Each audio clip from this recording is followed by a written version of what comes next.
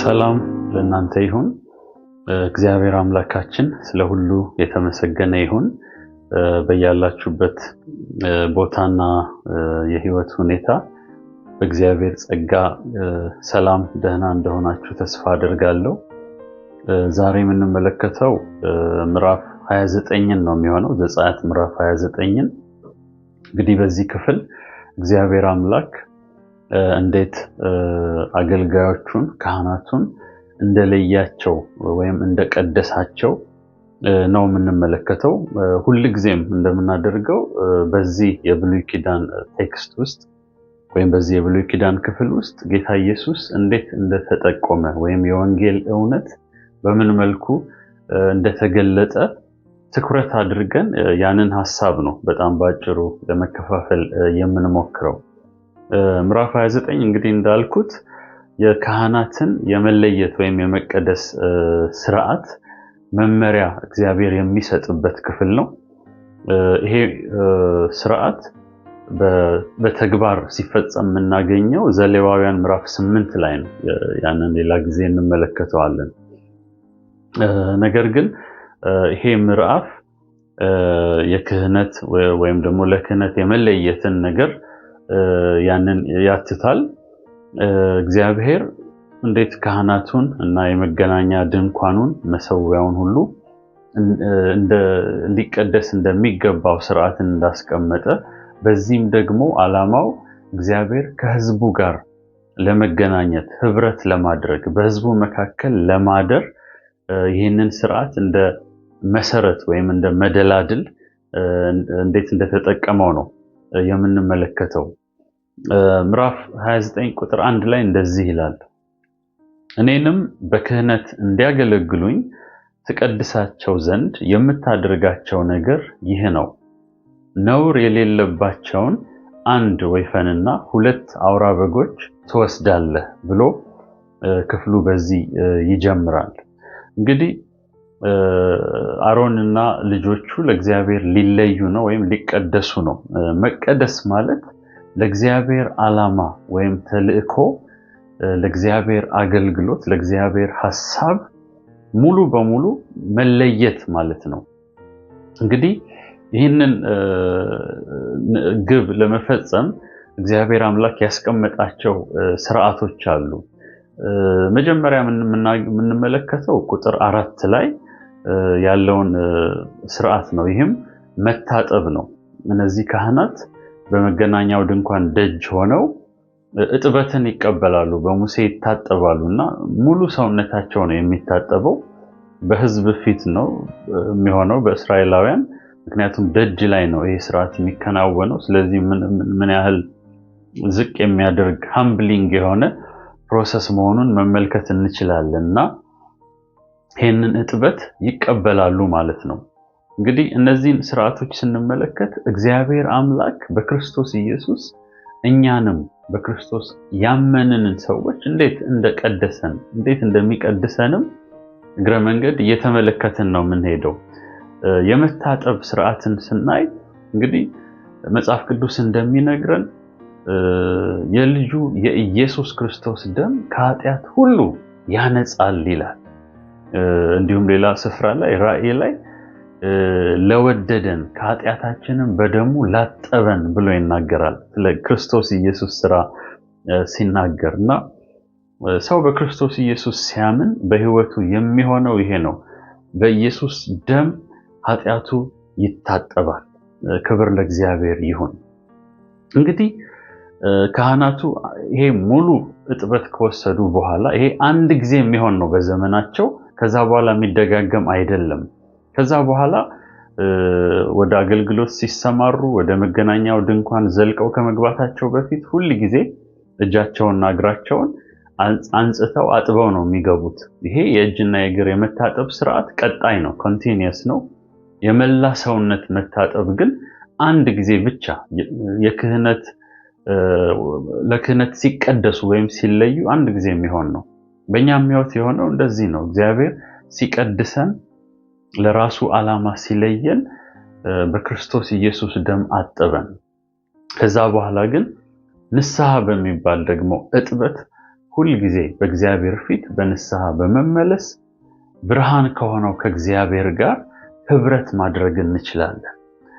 እግዚአብሔር የተመሰገነ ይሁን። በጨለማ ሆነን ከእግዚአብሔር ጋር ህብረት ማድረግ ስለማንችል በንስሐ በመመለስ በአብ ቀኝ ባለን ኃጢአታችንን በሚያነጻልን በጠበቃችን በክርስቶስ ኢየሱስ አልፈን በንስሐ ሁል ጊዜ በእግዚአብሔር ፊት ልንመላለስ ያስፈልገናል ማለት ነው።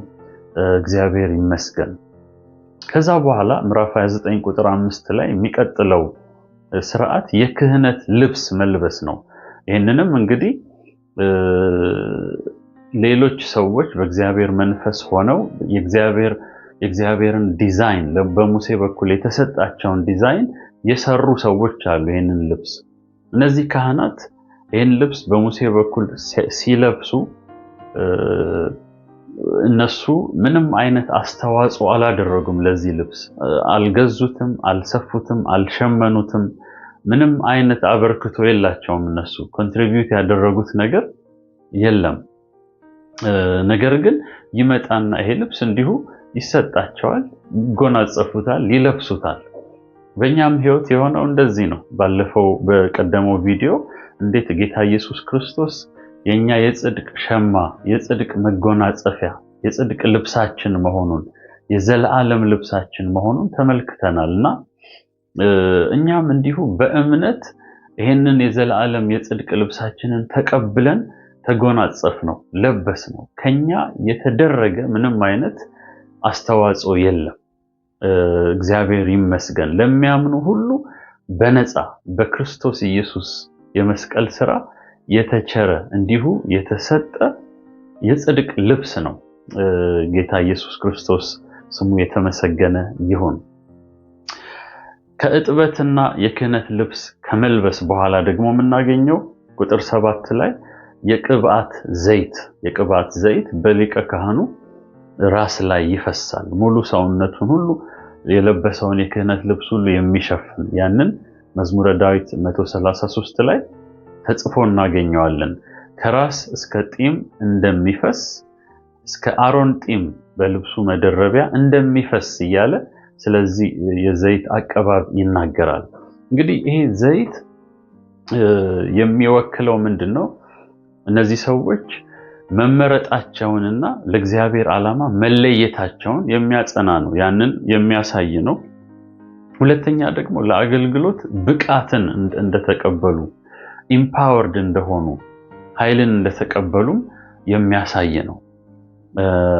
እንግዲህ እንዴት ነው በምን መልኩ ነው በክርስቶስ ኢየሱስ አማኞች የተቀቡት የሚለውን ለማየት ጥቂት ስለ ጌታ ኢየሱስ ክርስቶስ የተቀባ ስለመሆኑ ጥቂት መመልከት መልካም ነው። በአዲስ ኪዳን በተደጋጋሚ ጌታ ኢየሱስን ለመግለጥ ከዋሉ ስሞች መካከል አንዱ ክርስቶስ የሚለው ስም ነው። የሰው ልጅ ተብሏል ጌታ ኢየሱስ፣ የእግዚአብሔር ልጅ ተብሏል፣ ጌታ ተብሏል፣ መምህር ተብሏል። ሌሎችም ብዙ ስሞች ጌታን ለመግለጥ አገልግሎት ላይ ውለዋል በአዲስ ኪዳን። ነገር ግን በጣም በተደጋጋሚ ወይም በዋናነት ጌታ ኢየሱስ የተገለጠው ክርስቶስ በሚለው ታይትል ነው። ኢየሱስ ክርስቶስ ሲባል የጌታ ኢየሱስ ላስት ኔም አይደለም፣ የመጨረሻ ስሙ ወይም እንደ አባት ስም አለ አይደለ? እንደዛ አይነት አይደለም። ክርስቶስ ማለት የተቀባ ማለት ነው። በብሉይ ኪዳን ነቢያት ከዘመናት ጀምሮ መሲህ እንደሚመጣ ሲናገሩ ቆይተዋል። ህዝቡን የሚታደግ ህዝቡን የሚያድን መሲህ እንደሚመጣ ሲናገሩ ቆይተዋልና በኋላ ይሄ መሲህ መጥቷል። መሲህ ማለት በዕብራይስጥ የተቀባ ማለት ነው። የተቀባ ማለት ነው። በብሉይ ኪዳን ነገስታት ይቀባሉ፣ ካህናት ይቀባሉ፣ ነቢያት ይቀባሉ። እነዚህ ሰዎች መሲህ ናቸው፣ የተቀቡ ናቸው። ነገር ግን መሲሁ አንድ ብቻ ነው።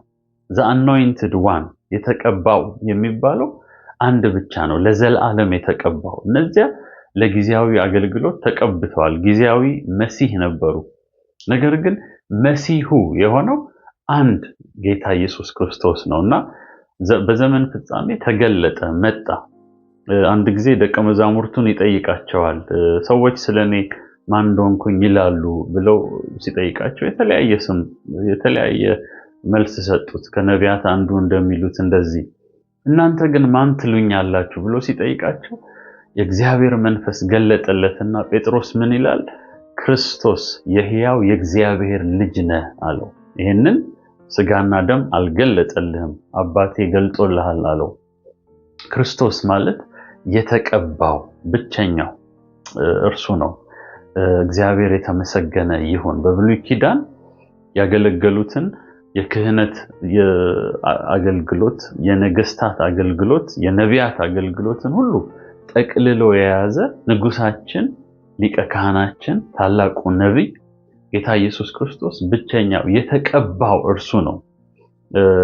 በአገልግሎቱ ጅማሬ ሉቃስ ወንጌል ምዕራፍ 4 ላይ ኢሳይያስ ምዕራፍ 61 ላይ ስለ እርሱ የተነገረውን ወስዶ ስለ ራሱ የሚናገረው አለ። እንደዚህ ይላል፣ የጌታ መንፈስ በእኔ ላይ ነው፣ ለድሆች ወንጌልን እሰብክ ዘንድ ቀብቶኛል ይላል። ወንጌልን ለድሆች እሰብክ ዘንድ፣ ለታሰሩት መፈታትን፣ ለታወሩት ደግሞ መብራትን አመጣ ዘንድ ብሎ እንዲህ የሚዘረዝራቸው ነገሮች አሉና ለአገልግሎት ለማዳን አገልግሎት የተቀባ ነው ጌታ ኢየሱስ ሕዝቡን ለማዳን። ክብር ለእግዚአብሔር ይሁን። በኋላ ሐዋርያቱም ይናገራሉ። ለምሳሌ ጴጥሮስ ምዕራፍ 10 ላይ ሐዋርያት ሥራ ምዕራፍ 10 ላይ እግዚአብሔርም የናዝሬቱን ኢየሱስን በመንፈስ ቅዱስ በኃይልም ቀባው ብሎ ይናገራል። ለተልእኮ ተቀባ፣ ለማዳን አገልግሎት ጌታ ኢየሱስ ክርስቶስ ተለየ። ለዚያም ደግሞ ተልእኮ ተቀባ።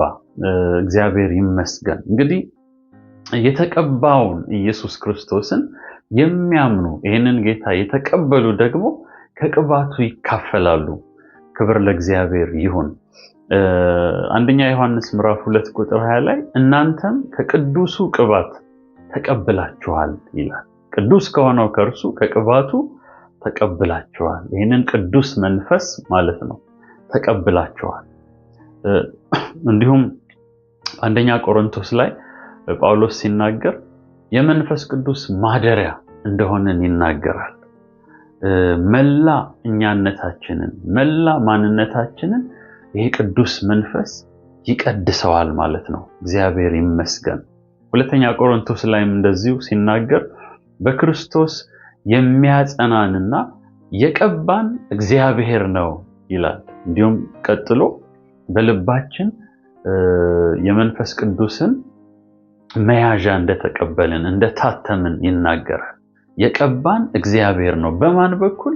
በክርስቶስ ኢየሱስ የቀባን እርሱ ነው። እግዚአብሔር ይመስገን። እንግዲህ አሮንን ልታስቡት ትችላላችሁ። በብሉይ ኪዳን መላ ማንነቱ በዘይት ተወርሶ ማንም ሰው አጠገቡ መጥቶ ከእርሱ ጋር ቢተሻሽ ከእርሱ ጋር ቢጣበቅ ይሄ ዘይት ወደዛ ሰው መፍሰሱ አይቀርም። ያንን ዘይት መካፈሉ አይቀርም ከሊቀ ካህኑ። እኛም በእውነት በዚህ ሊቀ ካህናችን በጌታ ኢየሱስ ስር ስንገባ ከእርሱ ጋር አንድ ስንሆን በእምነት ከዚህ ቅዱስ ቅባት ተካፍለናል። በመንፈስ ቅዱስ ታትመናል። የመንፈስ ቅዱስ ማደሪያ ሆነናል። ስለዚህም እግዚአብሔር እንደመረጠን እንደለየን ለዓላማው እንዲሁም ደግሞ የክርስትና ሕይወትን ለመኖር የጌታን ሐሳብ ለመፈጸም ብቃትን አግኝተናል። በመንፈስ ቅዱስ ኢምፓወርድ ሆነናል ማለት ነው። እግዚአብሔር ይመስገን። አንደኛ ጴጥሮስ ምዕራፍ 2 ቁጥር 9 ሁላችን ብዙ ጊዜ የምንሰማው የምንናገረው ክፍል ነው። ያ ክፍል ከጨለማ ወደሚደነቅ ብርሃን እግዚአብሔር እንደጠራን ይናገራል። ለምንድን ነው የጠራን?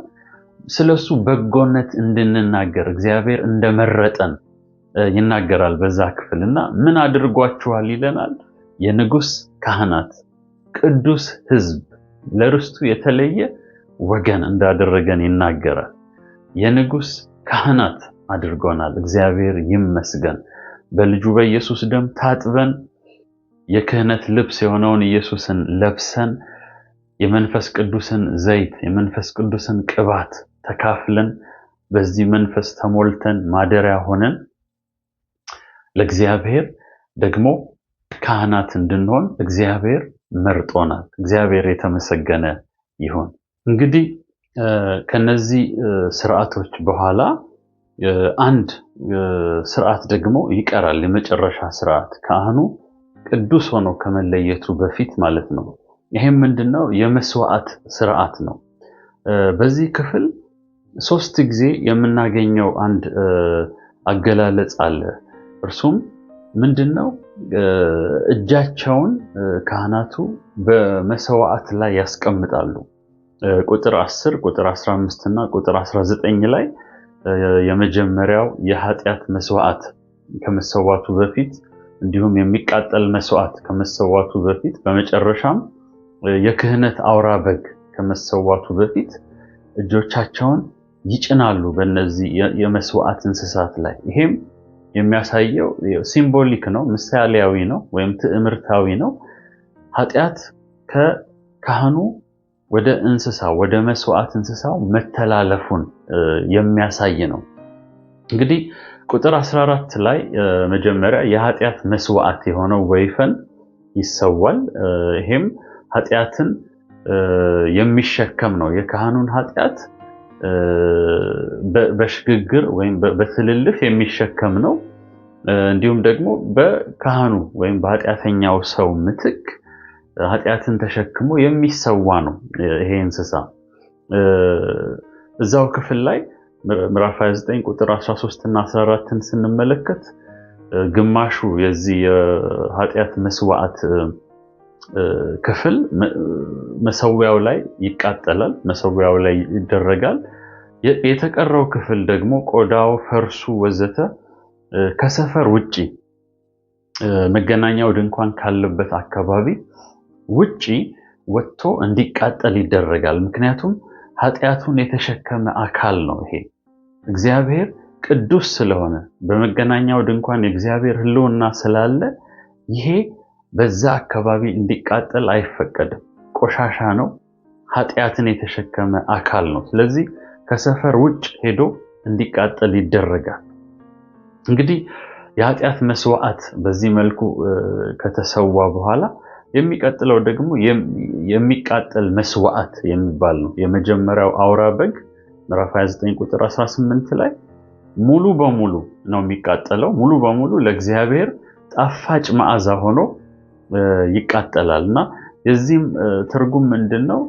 ካህኑ ወይም ደግሞ ይሄ መስዋዕት የሚሰዋለት ሰው ሙሉ በሙሉ መሰጠቱን፣ ህይወቱን ሙሉ በሙሉ ለእግዚአብሔር ዓላማ፣ ለእግዚአብሔር አገልግሎት ሁለንተናውን መስጠቱን የሚያሳይ ነው።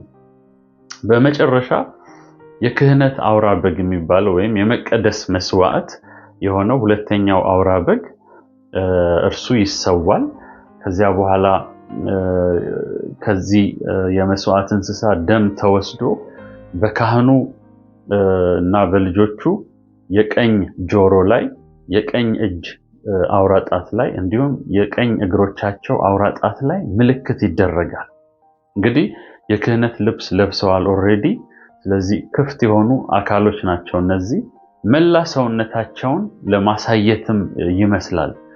ከላይ ጀምሮ እስከ ታች ድረስ የደም የክህነት አውራ በጉ ደም ምልክት ይደረግባቸዋል። ከዚህ በኋላ እንግዲህ በጆሮአቸው ላይ የተደረገው የሚያደምጡት የሚሰሙት የእግዚአብሔርን ድምፅና የእግዚአብሔርን ሐሳብ የእግዚአብሔርን ምሪት ብቻ መሆኑን ያሳያል። በእጆቻቸው ደግሞ የሚሰሩት ስራ ሁሉ የእግዚአብሔርን ስራ በዘመናቸው ሁሉ ሊሰሩ እንደተለዩ ያንን ያሳያል። እንዲሁም ደግሞ በእግሮቻቸው የቀኝ አውራ ጣት ላይ መደረጉ አካሄዳቸው ሁሉ ከእግዚአብሔር ጋር ሊሆን እንደሚገባው፣ ከዚህ በኋላ ምልልሳቸው ሁሉ ከእግዚአብሔር ጋር ሊሆን እንደሚገባው ያንን የሚጠቁም ነው። እንግዲህ ይሄ የደሙ ምልክት ሲደረግ መስዋዕት የቀረበለት ሰው ወይም ካህን ራሱን ከተሰዋው ጋር አንድ ማድረጉንም የሚያሳይ ነው። ከመስዋዕቱ ጋር አይደንቲፋይ ማድረጉን የሚያሳይ ነው። እንዲሁም ደግሞ የመስዋዕቱ እንስሳ ህይወት እንግዲህ እግዚአብሔር ቃል ዘሌዋውያን ላይ ምን ብሎ ይናገራል? የስጋ ህይወት በደሙ ውስጥ ነው ይላል። የስጋ ህይወት በደሙ ውስጥ ነው ይላል። ስለዚህ የመስዋዕቱን በግ ሕይወትም የሚወክል ነው። የዚህ ሕይወት ምልክት በካህናቱ ላይ ተደርጓል ማለት ነው። ስለዚህ የተሰዋው የመስዋዕቱ ሕይወት ግልጥ ሆኖ በካህናቱ ላይ ወይም መስዋዕቱ በቀረበላቸው ሰው ላይ ሕይወቱ ግልጥ ሆኖ ይታያል ማለት ነው። እግዚአብሔር የተመሰገነ ይሁን። እዛው ምዕራፍ ላይ ቁጥር 36 ጀምሮ ስንመለከት የክህነት አውራ በግ እንግዲህ በደሙ ተቀብተዋል። ቀደም ብለን እንደተመለከትነው የደሙ ምልክት በእነሱ ላይ አለ፣ ሕይወቱ በእነሱ ላይ ይታያል። ያም ብቻ አይደለም፣ ድርሻቸው ይሰጣቸውና ካህናቱ ወይም የነሱ ወግ የሆነው ይሰጣቸውና ስጋውንም ይበላሉ። የመስዋዕቱን ስጋ ይበላሉ፣ ወደ ውስጣቸው ያስገባሉ ማለት ነው። ሕይወቱንም ወደ ውስጣቸው ያስገባሉ። እግዚአብሔር የተመሰገነ ይሁን እና ከዚህ በኋላ ነው ካህኑ ተቀድሷል፣ ተለይቷል ተብሎ እንደ ቅዱስ የሚቆጠረው ማለት ነው። ከዚህ በኋላ ምዕራፍ 29 ቁጥር 38 39 ስንመለከት ሁል ጊዜ ካህናቱ ዘወትር ጠዋትና ማታ መስዋዕት ያቀርባሉ፣ ለራሳቸውም እንዲሁም ደግሞ ለሚያገለግሉት ሕዝብም መስዋዕት ያቀርባሉ። ይሄ የዘላለም ስርዓት ነው። ዘወትር ጠዋትና ማታ ሊደረግ የሚገባው ነው። እግዚአብሔር ይመስገን። እንግዲህ ይህ ሁሉ ለምንድን ነው ያለን እንደሆነ እግዚአብሔር ቅድም ለማለት እንደሞከርኩት ከሕዝቡ ጋር ይገናኝ ዘንድ መሰረትን ወይም መደላድልን እየጣለ ነው ማለት ነው። ቁጥር 43 እንደዚህ ይላል፣ ከእስራኤል ልጆች ጋር በዚያ እገናኛለሁ፣ ድንኳኑንም በክብሬ ይቀደሳል ይላል። እግዚአብሔር ከሕዝቡ ጋር ይገናኝ ዘንድ ህብረት ያደርግ ዘንድ ክብሩ በሕዝቡ መካከል ይሆን ዘንድ ይህንን ሁሉ የመቀደስ ስርዓት አስቀምጧል ማለት ነው። እግዚአብሔር ይመስገን። እንግዲህ ይህ የመስዋዕት ስርዓት ዘላቂ ወይም ዘለዓለማዊ ፋይዳው ምንድን ነው ብለን ያለን እንደሆነ ወደ ክርስቶስ ኢየሱስ የመስቀል መስዋዕትነት እና ፍጹም ወደ ሆነው የጌታችን የክህነት አገልግሎት መጠቆም ነው። እንዲሁም ደግሞ የብሉይ ኪዳን ካህናትን የክህነት አገልግሎት ውሱን መሆኑን ሊሚትድ መሆኑን መጠቆም ነው። ጌታ ኢየሱስ ክርስቶስ ሊቀ ካህናታችን ብቻም አይደለም፣ ፍጹም የሆነ ንጹህ የሆነ መስዋዕት ሆኖም የቀረበልንም እርሱ ነው። እግዚአብሔር ይመስገን። እንደ ብሉይ ኪዳን ካህናት ጌታ ኢየሱስ ክርስቶስ ራሱ ይነጻ ዘንድ መስዋዕት ማቅረብ በፍጹም አላስፈለገውም። ምክንያቱም ጌታ ኢየሱስ ፍጹም ነው፣ ንጹህ ነው። መጽሐፍም እንደሚናገር ሁለተኛ ቆሮንቶስ ላይ እኛ በእርሱ ሆነን የእግዚአብሔር ጽድቅ እንሆን ዘንድ ኃጢአት ያላወቀውን እርሱን ስለኛ ኃጢአት አደረገው ይላል። እርሱ ኃጢአት የሌለው የእግዚአብሔር ልጅ ነው፣ ፍጹምና ጻድቅ የሆነ ነው። ስለ እኛ ግን ኃጢአት ሆነልን። እግዚአብሔር የተመሰገነ ይሁን። እንዲሁም ደግሞ እንደ ብሉይ ኪዳን ካህናት ዘወትር ለሕዝቡ መስዋዕት ማቅረብ አላስፈለገውም። ይህንን ዕብራውያን ምዕራፍ 10 ከዚህ በፊትም አይተነዋል። ምን ይላል?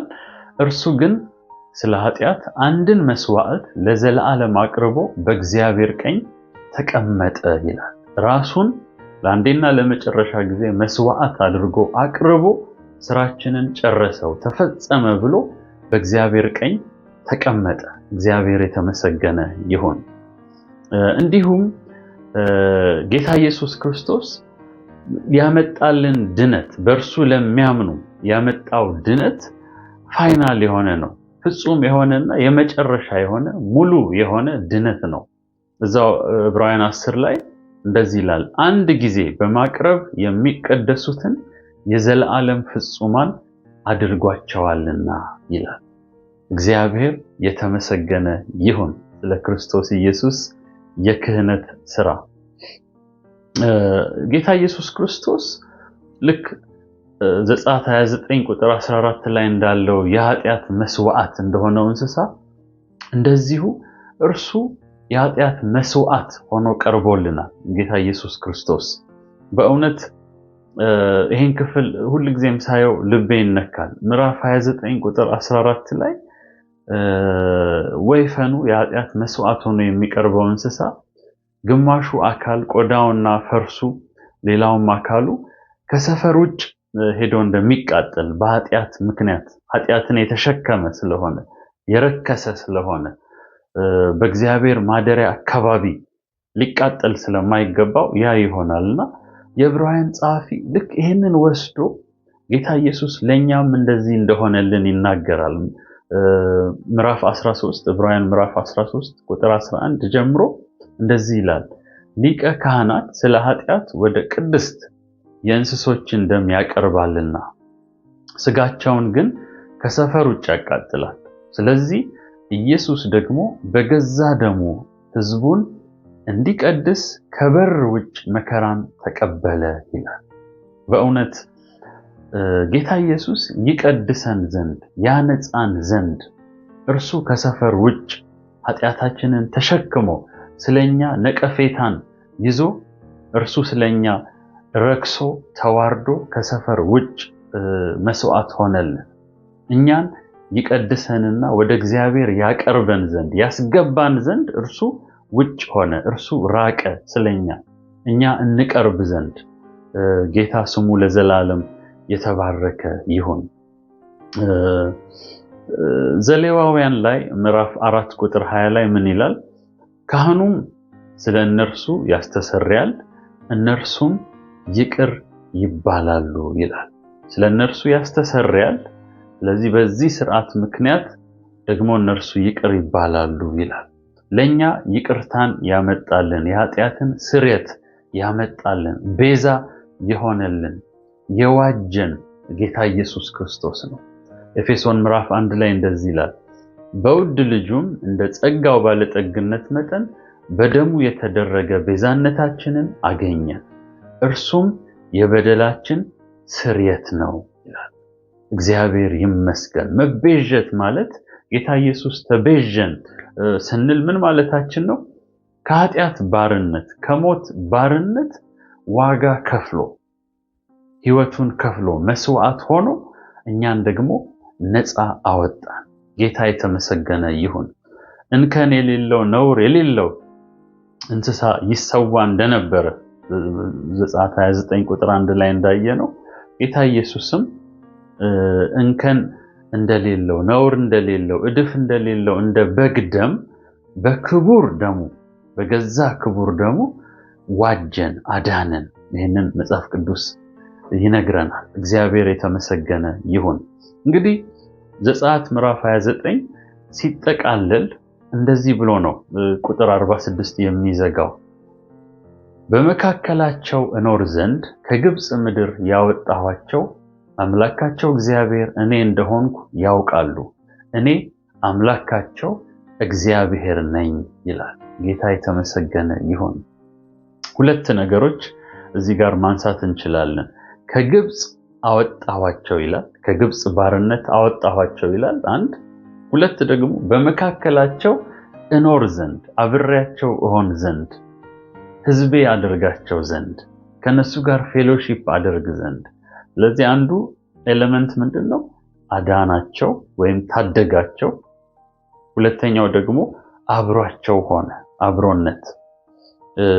የጌታ ኢየሱስ ክርስቶስን ስም በአዲስ ኪዳን ስንመለከት ማቴዎስ ወንጌል ምዕራፍ 1 ላይ መልአኩ መጥቶ ዮሴፍን ምንድነው የሚለው? ስሙ ኢየሱስ እንደሚባል ይነግረዋል አይደለ? ምን ማለት ነው ኢየሱስ ይላል እዛ ጋር? ህዝቡን ከኃጢአታቸው ያድናቸዋል። ኢየሱስ ማለት ህዝቡን ከኃጢአታቸው ያድናቸዋል ይላል። እዛው አለፍ ብሎ ማቴዎስ ወንጌል ላይ ደግሞ ሌላ ስም እንዲሁም እንዲሰጠው ይናገራል። አማኑኤል የሚባል ስም ምንድነው ትርጉሙ? እግዚአብሔር ከኛ ጋር። ስለዚህ ኢየሱስ ህዝቡን ከኃጢአታቸው ያድናቸዋል የሚለው ስም፣ እንዲሁም አማኑኤል እግዚአብሔር ከኛ ጋር ከህዝቡ መካከል ያድራል የሚለው ሁለቱ የወንጌልን ሐሳብ ጠቅልለው የያዙ ስሞች ናቸው። ዘጸአት 29:46 ላይ ያለው ይሄው ነው። ከግብፅ አወጣኋችሁ በመካከላችሁ አድር ዘንድ አብሬያችሁ እሆን ዘንድ። እግዚአብሔር አዳነን በክርስቶስ ኢየሱስ፣ በመንፈሱ ደግሞ እኛን ማደሪያ መቅደሱ አድርጎ ከኛ ጋር ሆነ። እግዚአብሔር ይመስገን። እንግዲህ የዕብራውያን ጸሐፊ ምዕራፍ 13 ቅድም ያነበብኩላችሁን ሐሳብ ሲቋጨው ምንድነው የሚለው? እንደዚህ ይላል ቁጥር 13 ላይ እንግዲህ ነቀፌታውን እየተሸከምን ወደ እርሱ ወደ ሰፈር ውጭ እንውጣ ይላል። እርሱ ስለኛ ከተዋረደ ያነጻን ዘንድ ከሰፈር ውጭ ከተሰዋልን እኛም ደግሞ የእርሱን ነቀፌታ ተሸክመን ከሰፈር ውጭ እንውጣ። ምን ማለት ነው? ለእርሱ እንኑርለት። እርሱ ሞቶልናል፣ ተዋርዶልናል። ስለሱ እንጠላ፣ ስለሱ እንዋረድ፣ ስለሱ ዋጋ እንክፈል፣ ስለሱ መስቀላችንን ዕለት ዕለት ተሸክመን ፈቃዳችንን ለፈቃዱ እያስገዛን ሕይወታችንን ለእርሱ እንኑርለት፣ ለእርሱ እናፍስለት ሕይወታችንን። የእሱ ሕይወት በእኛ ውስጥ ይንጸባረቅ፣ እርሱ በእኛ ውስጥ ይገለጥ፣ የእሱ መዓዛ በእኛ ውስጥ ይገለጥ። ክብር ለእግዚአብሔር ይሁን። ዘጸአት ምዕራፍ 29ን በዚህ መልኩ ተመልክተነዋል። እናንተም ስታነቡ እነዚህን ሐሳቦች በደንብ ለማየት ለማስተዋል ሞክሩ። የጌታ መንፈስ ደግሞ ሌሎችንም ሐሳቦች ያበራልናል። በጥሞና ረጋ ብለን ማንበብ ይሁንልን። የሚቀጥሉ ክፍሎችንም እንዲሁ ደግሞ እንመለከታለን በሚቀጥለው ክፍለ ጊዜ። የእግዚአብሔር አምላካችን ጸጋና ሰላም በያላችሁበት ይብዛላችሁ። መልካም ጊዜ